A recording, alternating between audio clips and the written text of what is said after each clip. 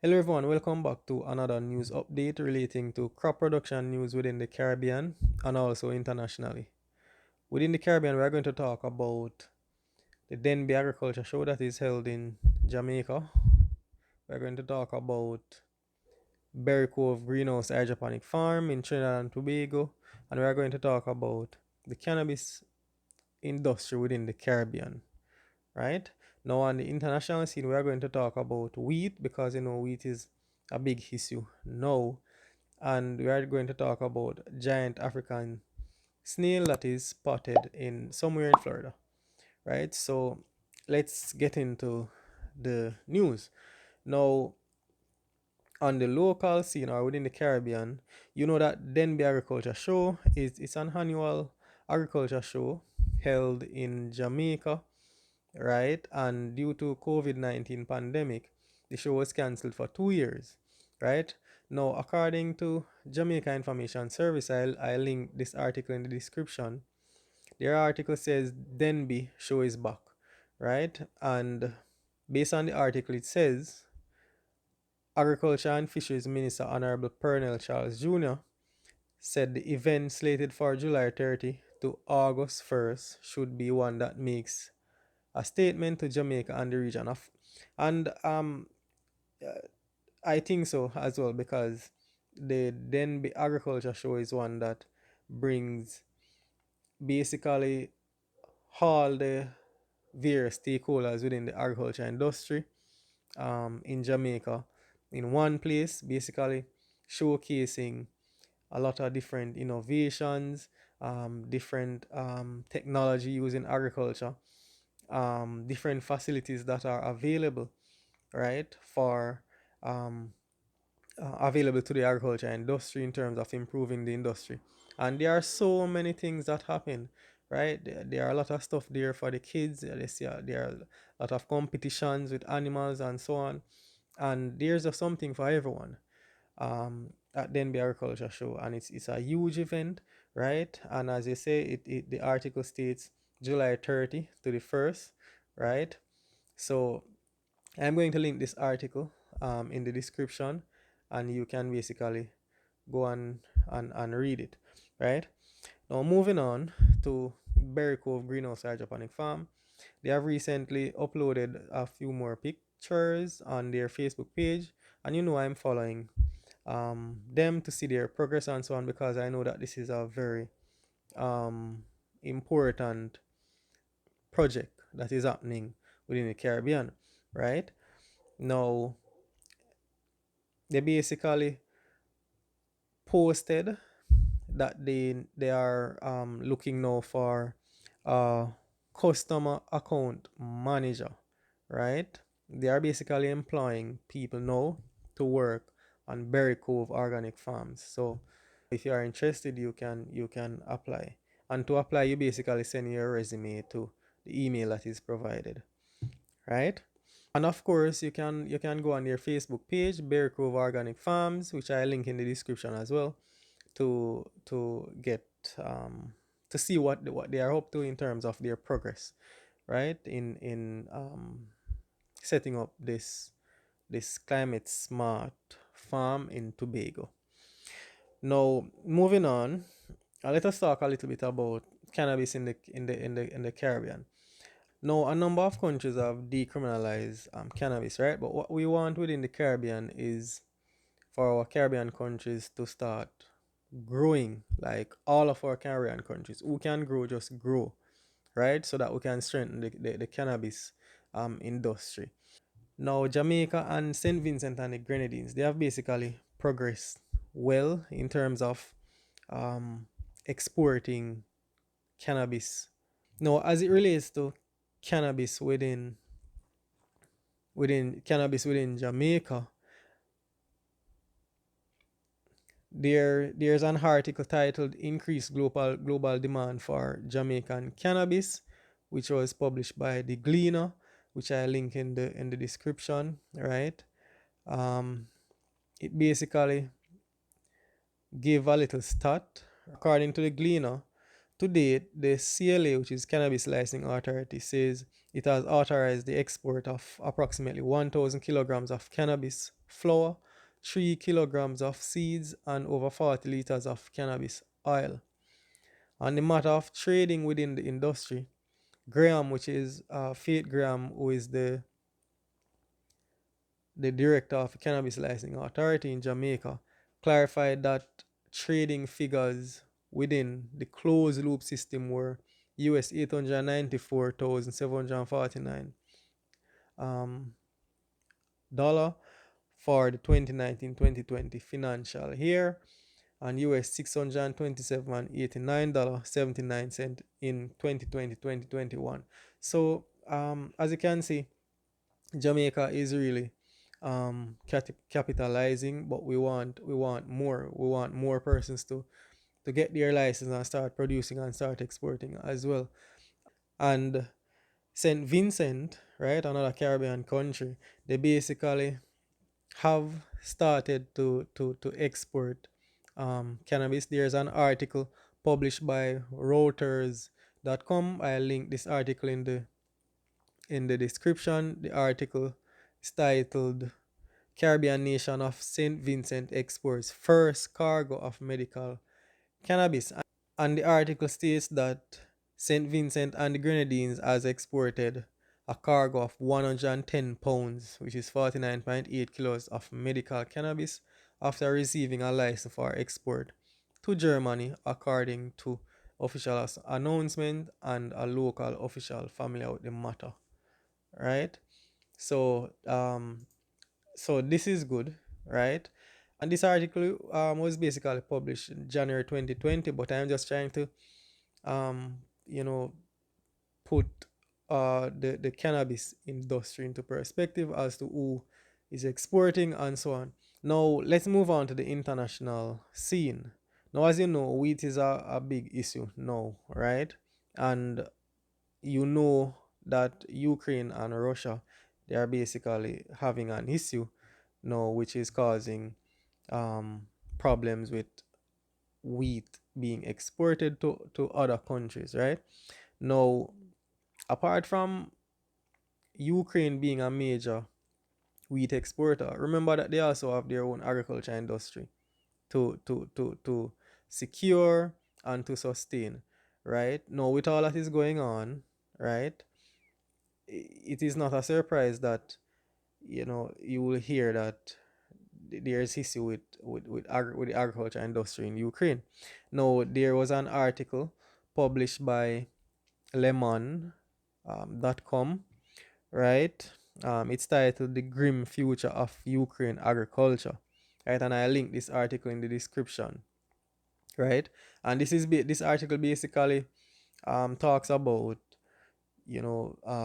Ukraine producing so much wheat and not being able to export it because of the issues with not being able to get the ships out, right?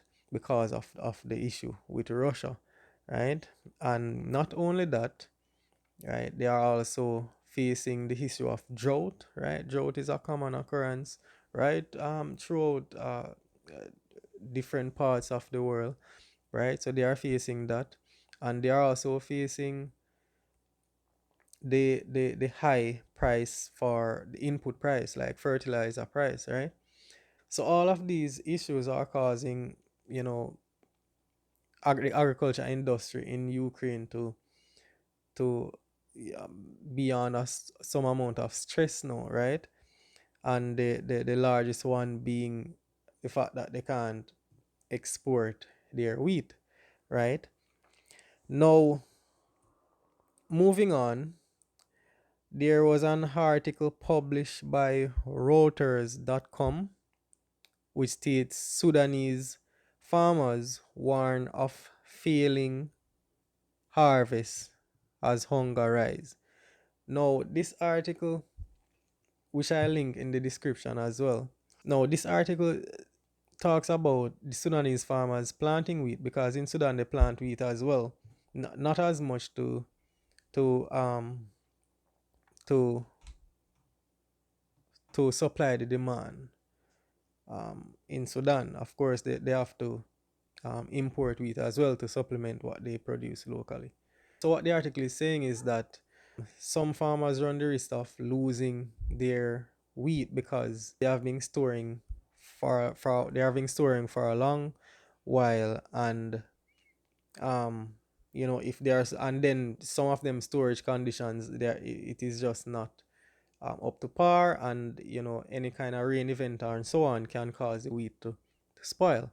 So that's basically what is happening in Sudan, it's kind of um ironic how um there's a wheat crisis, but yet still in Sudan they run the risk of their wheat being spoiled.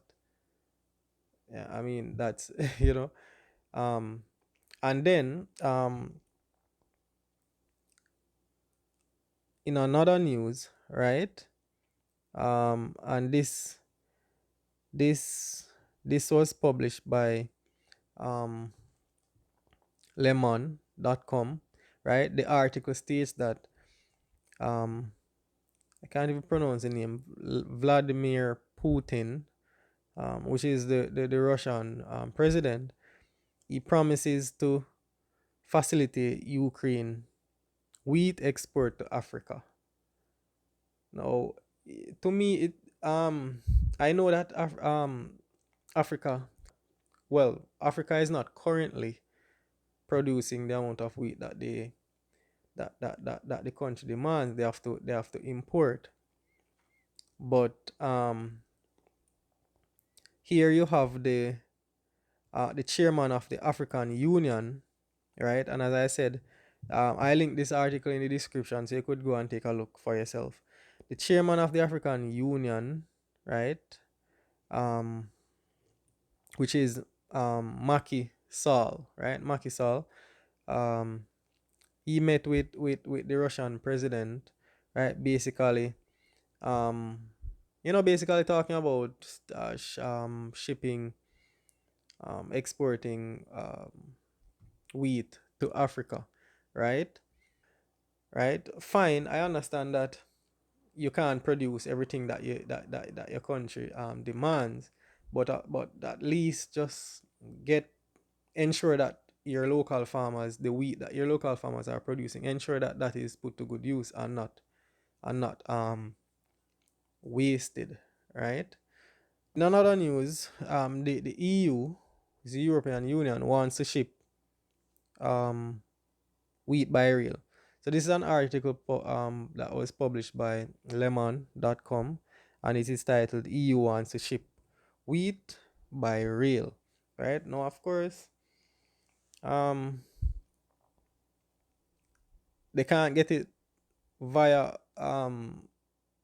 wheat is not currently being exported from Ukraine via the normal route, which is via the ships and so on. So I guess the EU they are trying to um come up with some other um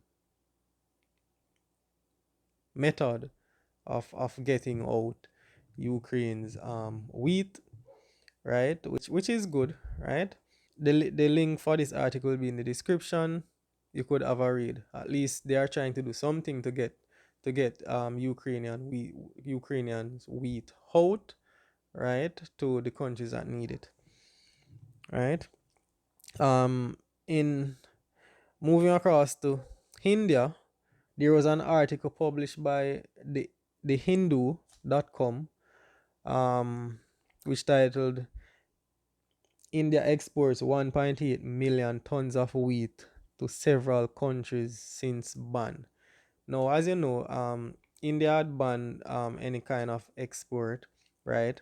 And that was basically because export of wheat, and that was basically because of them wanting to kind of secure their own local food security, and to basically kind of um, um mitigate any kind of um increase in wheat prices, in the cost of wheat in their country and so on, because as you know, they are basically affected by the fact that there's an issue with fertilizer because of the Russia and the Ukraine issue, right? And so on. So whatever they are producing, they basically want to kind of keep it to kind of stabilize their local industry. But as I said, they have exported 1.8 million tons of wheat, and the countries that they exported this wheat to, they are Bangladesh, Afghanistan, Israel, Indonesia, Malaysia, Nepal, Oman, Philippines, Qatar, South Korea, Sri Lanka, Sudan. Here's Sudan again in Africa, right? And I just spoke to you about Sudan producing their local wheat, and they run the risk of spoilage, right? But Sudan is importing. But of course, as I said, they need to import wheat to supplement what they produce. But get off what the local farmers produce. Get that off. Don't let it spoil. And Switzerland, Thailand, UAE, Vietnam, and Yemen, right? So these are the countries that India exported 1.8 million tons of wheat to. As I said, I linked this article in the description, which was published by the Hindu.com. And finally, we're going to talk about giant African snail spotted in Florida, right? Now, there was an article published by dailymail.co.uk, right, which is Mail Online, right? And the article titled Giant Snails That Can Grow as Big as Rats Put Florida Town into Quarantine. Invasive creatures carry a parasite that cause meningitis in humans, right? According to the article, the Florida Department of Agriculture and Consumer Services confirmed the creature had settled in the city of Port Richey, just north of Tampa, on June 23rd, and the area was quarantined the next day, right? The snail is also damaging to the environment, feasting on more than 500 different plants, and has a taste for concrete, which is detrimental to infrastructure. Wow, right? According to the US Department of Agriculture, land snails were first spotted in southern Florida in the 1960s, and it took nearly 10 years and $1 million to rid the area of them. Look at that. So you can see why the urgency and emergency, right, with them now, because it can cost so much money and it can take so long, right? According to the article again, these snails reproduce quickly, making about 1,200 eggs in a year. Wow, look at that. That's a giant African snail, origins from Africa, right? And as you know, giant African snail it has been a pest of quarantine importance long time in terms of treatment, right? In terms of treatment, according to the article, treatment to eradicate this pest began on Wednesday, June 29, 2022, which is using a pesticide called metaldehyde that's known for controlling snails and slugs, right? The article further states that, however, it is approved to be safe for vegetable and ornamental crops in the field or greenhouse, on fruit trees, small fruit plants in avocado and citrus orchards, berry plants, banana plants, and residential areas. Wow. So right. So that's the giant African snail in Florida, and the area is currently on quarantine. Now that is all I have for this video. Please remember to like, share, subscribe, Right? Leave your comments below. Thank you.